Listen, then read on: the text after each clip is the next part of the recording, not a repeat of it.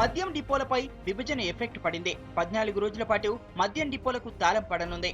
విభజన చివరి దశకు చేరడంతో ప్రొహిబిషన్ అండ్ ఎక్సైజ్ శాఖ అధికారులు ఈ నెల 24 నుంచి జూన్ 6 వరకు మూసి ఉంచాలని ఆదేశాలు జారీ చేశారు. డిపోలు క్లోజ్ చేస్తుండటంతో 14 రోజుల స్టాక్ కోసం వైన్స్ యజమానులు డిపోల ముందు క్యూ కడుతున్నారు. అపాయింటెడ్ డే నుంచి 2 రాష్ట్రాల్లో కార్యకలాపాలు సాగించనున్నాయి. దీంతో ఎక్సైజ్ డిపార్ట్మెంట్ లో ఆస్తుల పంపిణీ పూర్తి చేయాల్సి ఉంది. జిల్లాల ఆదాయ పంపిణీలో ఇబ్బందులు లేకపోయినా హైదరాబాద్ ఆదాయాన్ని జనాభా ప్రాతిపదికన విభజించాల్సి ఉంది.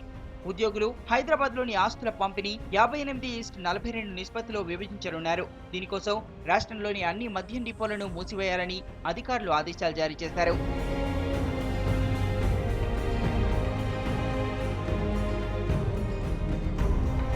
10 రోజులకు సరిపడా స్టాక్ ను ముందే కొనుగోలు చేయాలని అధికారులు వైన్ షాప్ యజమానులను ఆదేశించారు. ఈ నెల 24లోగా చలాన్లు చెల్లిస్తే 27 వరకు స్టాక్ అందుతుందని తెలిపారు. దీంతో రాష్ట్ర వ్యాప్తంగా 39 డిపోల్లో రోజుకు 70 కోట్ల నుంచి 80 కోట్ల రూపాయల లావాదేవీలు నిలిచిపోయాయి. 10 రోజులకు పైగా మద్యం సరఫరా బంద్ అవుతుండటంతో వ్యాపారులు ముందు జాగ్రత్త చర్యలు చేపట్టారు. 15 రోజులకు సరిపడా మద్యాన్ని కొనుగోలు చేయాలని నిర్ణయించుకున్నట్టు సమాచారం.